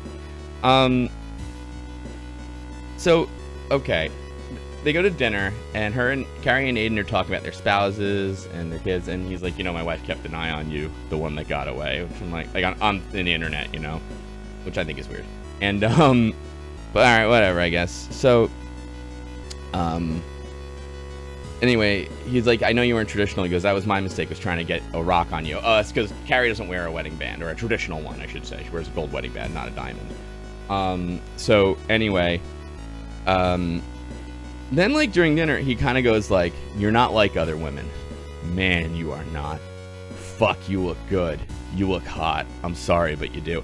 I had to, like, turn on subtitles and write that down, because I was like, am I hearing all that? Like, it kind of comes out of nowhere, too. You know, he's just like, I know we're just talking about our happy marriages and our kids, and he shows her pictures of his kids. You know what I mean? Like, even if, like, I don't know, like, you were tempted or whatever, I would feel like that's, like, the point where you're like, oh, yeah, right. I have a whole life to get back to, and, like, you know, a parenting arrangement not to, like, fucking ruin your Abu Dhabi, you know, whatever. then they go for a walk, which again, like, I don't know if I'm like Carrie at that point, and I'm a little like, but maybe she's still, I don't know, maybe she's broken up over a book review. They don't really go into it, whatever. They go on a walk, and this is a little ridiculous because he's like, there's 7 arches, and they represent the seven Arab Emirates. He goes, every time I come, I have 1 more memorized. I'm up to 4. He goes, Dubai, Abu Dhabi, whatever, and I'm like, it takes you that long to memorize like 7 things? Like, you know, I already got 2 just off the top of my head watching that. I didn't even know those, like, I thought there were cities. I didn't know there were 7 Emirates. I mean, thanks for that, and I feel like probably do that in 1 shot. Long plane ride there. Maybe it's a good time to get all 7 in 1 shot. Whatever, Aiden. No wonder Carrie left him, I guess. Anyway. They kiss. And then she runs away, and she goes back, and she sees Miranda and Charlotte at the bar. She's like, I need everybody. I kissed Aiden. I need to talk. And they're like, well, Samantha's getting ready for her date. Run get her. Samantha's in the fucking bathtub with Matt. She goes, I need to talk. She goes, I'm coming. Paula, or she's like, Paula, where is she when I need him? And, you know, Abdul, I think it's I mean, I get it, whatever. His name's fucking Abdul, lady, but whatever. Brings a towel for her. She runs in, you know. Anyway, they talk about it. She wants to tell Big right away, Carrie, and then Charlotte and Miranda are just like, I don't know what to do. And Samantha's like, don't tell him, it's just a kiss. And Carrie's like, yeah, but I don't know. She's like, well, do me a favor, at least sleep on it. Which, I think, to be fair, not bad advice to at least sleep on it, but, like, you know, I don't know. It's whatever. Anyway, so now we're at Samantha's date with Rickard, or Dickspert, and there's a hookah, you know, and blowjob jokes, and he's and Rickard's like, you're a natural at that, you know, and she like makes the joke first. Don't get me wrong, he's not just being a total creep, but then she starts to like really like blow the hookah, like suck it off, and like this like there's like a couple, I guess, like conservative couple, like traditional dressed, you know, Arab couple, like looking over, you know what I mean? Though I don't know what they're called, but like the guy's got the white headdress with the black headband kind of thing, and the woman's in the niqab or niqab. I'm sure I'm butchering this, so sorry about that. But anyway, I gotta get through all this. So anyway, the other couple's watching. He goes on about how he's so aroused in Abu Dhabi, and she's like, tell me more. And my first thought was like, you mean tell her how many girls you fucked in Abu Dhabi before her, or whatever. But instead he's like, in Paris, I'd have my hand down your glass, brushing your nipples, and here I'm not allowed to do anything. It's like I'm a little kid again. All right, but the problem is then she's like, let's go for a walk on the beach. She goes, I could use a long walk. And then she says something like, are you a big boy? Then he stands up, and he's just got a big-ass boner in his pants. So he's like not even bothering to like hold a thing in front of her, like tuck into his belt. You know the trick, right, dudes? Listening to this for like 2 hours or however long I've been doing this. Anyway, whatever. No, but and like the camera shows it, but then that conservative couple's like, they walk by a guard, and the guy calls the guard over and like pointing them out. So I'm like, oh, some shit's gonna happen here, you know. So anyway, it's 2:30 a.m. Carrie calls Big, and I'm like, and I wrote in my notes, this is actually the most interesting part of the movie, because this is the only part I'm like, I wonder what's actually gonna happen. I'm not sure, and I can get into like I'll get into that at the end. She's like, tells him she didn't want to have a secret from him, and the girls didn't even tell him, but she's really sorry, but she kissed him, that was it didn't mean anything, blah blah blah. And he's like, I'm at work, I'll have to talk to you later, you know. Okay, but then Samantha calls right afterwards. She's been arrested for having sex on the beach. Now Miranda's a lawyer. She's like, you know, I'm on it or whatever, and she gets all shoddily dressed, and the 4 of them go, you know.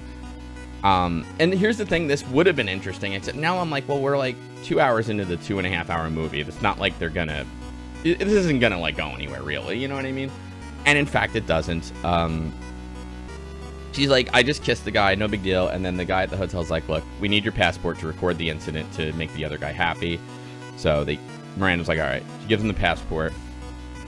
And as she does, she accidentally hands a condom with the passport to the guy, and he's like, ugh, lady. She's like, sorry. And then there's like other condoms by her phone, and it's like, again, I get it's a comedy, but you're in like kind of serious trouble here. Like maybe like just watch all the fucking condoms in your purse and shit. I don't know.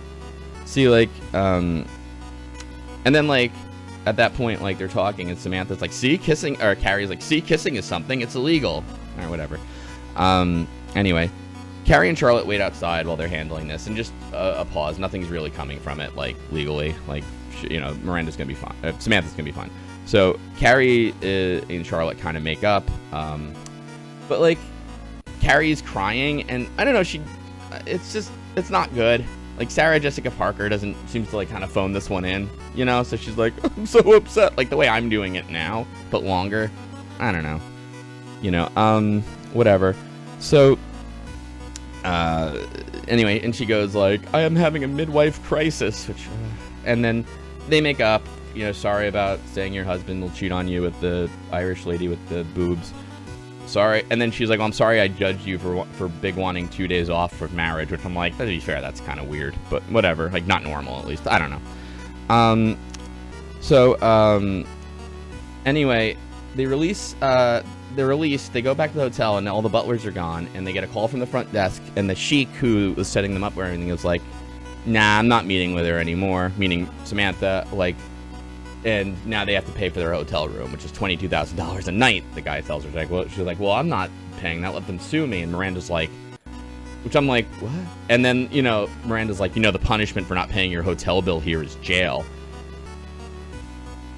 You know, it's weird, like, if you ever watch, like, an anime or something, do you ever, like, notice sometimes they'll over-explain a plot point where they're like, well, why can't you do the magic thing? Oh, I can't because that person thought of it. And, you know, and at some point you're like, okay, I get it, move on. And I felt like that here, where it's like, let him sue me. And it's like, I get it. You can't stay here in Abu Dhabi anymore. We don't need, like, extra excuses for, well, maybe you could have. You know what I mean? Like, anyway, they have 1 hour to check out, and there's a funny scene because they have so much shit that it's, how are they ever going to pack in an hour? But, of course, they do.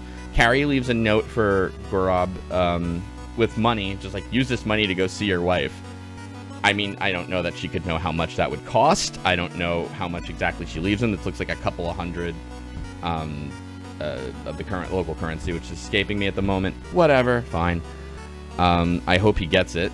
They don't ever follow up on that. So the cabs come, and they're really shitty, and they're like, how the mighty have fallen, you know. And Charlotte realizes she never got her husband and the kids a gift. And Miranda's like, well, the plane leaves at 6. You got time. Why don't you go back in? And I'm thinking, like, the cabs are fucking here right now. Like, what are you talking about? But whatever.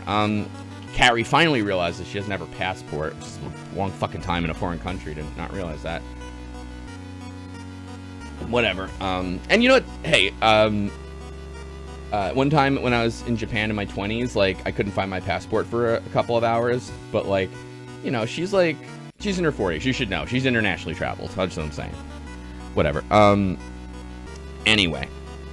So, like, they have to physically stop the taxi people from loading their bags to go to the market and, you know, get the passport. And the guy is like, and he hands her back her passport and her spices that she forgot.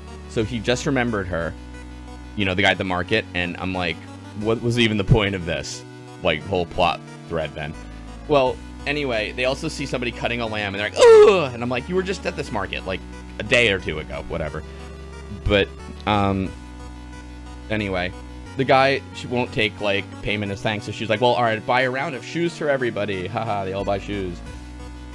But this guy goes, like, comes up to him and goes, hey, ladies, you want a Rolex? And he goes, make a good gift for your husband. And then Charlotte's like, gift for my husband. And I'm like, once again, you were just at this market 2 days ago and warned, don't do this because it's forbidden and people will bring you up to a room and sell you things all day, and here you'll miss your flight or whatever. By the way, there is no tension at all in them missing their flight because they keep saying if we miss it, we'll get bumped to coach, which, like, just, like, give me something, man. You know what I mean? Like, we'll miss our flight and we'll have trouble at least getting out of fucking Abu Dhabi, like, or UAE. Like, it would make more sense, but bump the coach. And it's like, then who gives a shit? Like, oh man, you have to fucking, I mean, I guess Carrie can't do it with the fucking hat, and they're probably paying like $1 million in carry-on fees. Whatever. Anyway, so Samantha and Charlotte go up, and then Miranda and Carrie realize and go up after them. And it's just like a useless scene because the guy's like, you want to buy something? No, we got to go now. Come on. And they go. But then the guy sees, I don't really quite get this. He sees Samantha's purse, and he thinks he has another purse like it. So he thinks she stole the purse. So he runs down. There's all these traditionally dressed men walking by because there's a prayer call, you know.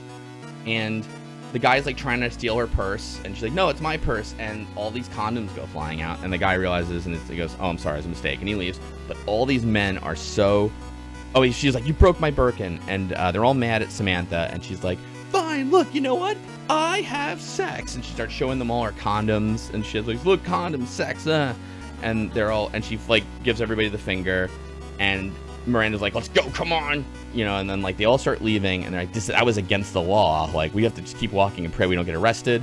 The guys start following them, but then these like traditionally dressed Muslim women are kind of like, come with us, like in the niqab and like the covering and everything. They follow them into this like secret kind of place, and there's a guy there, and he's like stringing or cutting something, I forget, and he's like, yeah, go on in. So they go into the secret room with these women, and they're like, they take off their veils, and they're like, you really disrespected the men outside. It was really enjoyable. They're going to be pissed off for weeks and months. And it's like, oh, you secretly, like, think this sucks too. Yay, And they're talking about how they're from New York, and they're like, yeah, we're into fashion stuff. And the women are like, we are too. And they take off their, like, all the garb, the burqa, the niqab. Again, I don't really know the name, but, and they're all wearing, like, fashion dresses. I'd actually heard about this scene before, so I wasn't surprised by this. But it is just, like, they're wearing, like, all this, like, high fashion shit. And I'm just like, how do you afford it? And it's just under your dress the whole time, and, like, nobody knows or anything. I can't even. At this point, I'm just like, any interesting... There's no, like, interesting threads left. Everything got resolved. The only thing I'm worried about... I'm not worried. The only thing I, like, even give a shit about is, like, what's going to happen with Big and Carrie, even though I know the end result, but whatever. Anyway. Yeah, they're all wearing their spring collections, so they give them niqabs to wear out to, like, disguise themselves from all the guys following them. As they're leaving, Charlotte buys little, like, shirts. The cabs won't stop for them, and again, there's like no, I guess there's supposed to be tension here that they won't go and coach. And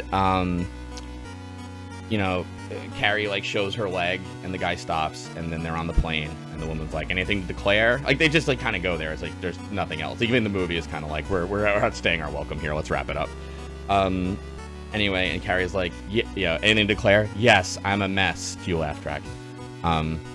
Big didn't meet her at the airport, but she's rich, so who cares? That's not usually a big deal if you get abandoned at a fucking airport. You know what I mean? Like, but, whatever. So, she manages to get her ride back and everything like that, I mean, this is before Uber and shit, so, Was it 2010? Who gives a fuck? So, she's home, but Big is gone, and so's the TV, which I'm like, oh, well, did he go to the apartment or what? And it doesn't matter, because he comes back, and he's like, I think you need a lot of work at this tradition, at this marriage thing, and all that stuff. So this should help, and he buys her a big black diamond ring. I'll say one thing here. He goes, you have to wear this every day as a reminder. And he's like, I guess we all make stupid mistakes. I'm going to say this, I'm going to defend the movie. Because I'm sure because my first thought was, I do not fucking believe he bought her a ring for kissing another dude. Then I remembered, because I did see this one episode, he, like, doesn't show up to their wedding, So, it's kind of like comeuppance, I guess, for that and stuff. Like, it's a big thing. Like, he leaves her at the altar, and I guess they get married later. I didn't see that part of it, but whatever. You know what I mean? Like, on the show. So, I'm like, alright. Whatever. So we have our little epilogue. Miranda learned she was actually fun at work with the right law firm. But the thing is that, like, the scene they show that marries to that narration, she goes, well, everyone, the settlement went better than we even expected. And everyone, like, applauds her at this little, like, rooftop bar restaurant thing. And I'm like, that doesn't seem like much fun. Like, she should be good at her job, I guess. Whatever. Also really quick to settle a settlement. But fine, that's fine. Rickard and Samantha get to, like, bang on a beach in the U.S. and the final knife in my throat is that Carrie narrates it's the land of the free and the home of the hormones. Oof. And by the way, fireworks go off when they have sex on the beach, which, like, I know it's a movie, but I'm just like, it's like, it's enough. You know what I mean? Like, they had sex on the beach. Like, we don't need the fireworks, do. Like, I mean, hooray, I guess, for America. But, which I think they said earlier that was like actually the same, but then men just pretend. But whatever. And Charlotte had turned out she had nothing to worry about because Aaron was gay the whole time. And all right, thanks for that. Yeah, well, movies are great in black and white. In relationships, there's a whole range of colors to explore. And I'm like, well, no one with that shit. No wonder you got the bad book review. Final thoughts. I mean, I talked to my wife about this before I finished it, and I was like, she's like, it's a comedy, she's like, it's a franchise comedy, you know what I mean? Like, what did you really expect? She goes, it's like Star Wars for you. And I'm like, but I was like, the thing with Star Wars is, even if you don't give a shit about Star Wars, if you watch like one of the movies, it's like, is that machine gonna blow up the planet or not? You know what I mean? Like, there's like an imminent threat. There's like an arc, a thing to resolve. Sex and the City 2 kind of just like meanders around everywhere until finally it's like, okay, they're in Abu Dhabi, or there's like just weird shit that's like, I don't know how to resolve, where it's like, is the guy gonna cheat on Charlotte? Or yeah. And I don't care. Like, there's nothing, like, there's no thing to overcome. There's no like even like emotional journey. There's nothing, because she's just like, well, I gotta just have fun and learn how to deal with this. Like, her resolution is like, parents need a couple days off. All right, I mean, they made a bigger deal about her being jealous of the nanny, but sure, I'll do that. Miranda's thing is like, maybe she can have a job and a family, but again, that's not like a problem. Like, she says right away after she quits her job at the bad place, like, well, I'm gonna go get another job, and she does. Like, there you go. Carrie has trouble with marriage, and it doesn't really, like, it comes to a head in her trip to Abu Dhabi, and I think that's the only real interesting part of the movie. And Samantha can't have sex, but then she does, which is fine. She's comic relief, whatever. But I guess my whole point is, like, so what did the gay marriage have to do with anything? And it's like, it's just kind of like the passport, but much delayed. Nothing actually has to do with anything. All the scenes are set up for the next scene, but like, they don't work together really well, so they're just kind of like glued together. And there's probably like Star Wars movies and shit like that, but like, I can't deal with it because it's like, it's so rough. It's just boring. It's like hard to watch. It's not funny. It's just bad. It's just, I felt insulted. And even like comically, I could just be like, I can't believe how shitty this is and blah blah blah. But like, just even from like a serious, real standpoint, god damn it, I wish I was fucking better at escape simulator, because I think Boss Baby 2 probably had more meat on the bone. And you could be like, God, that movie sucked, but I just feel very sad inside. I feel like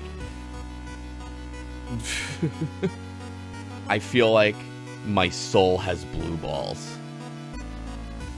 Sorry, you have to imagine Sarah Jessica Parker saying that, I guess.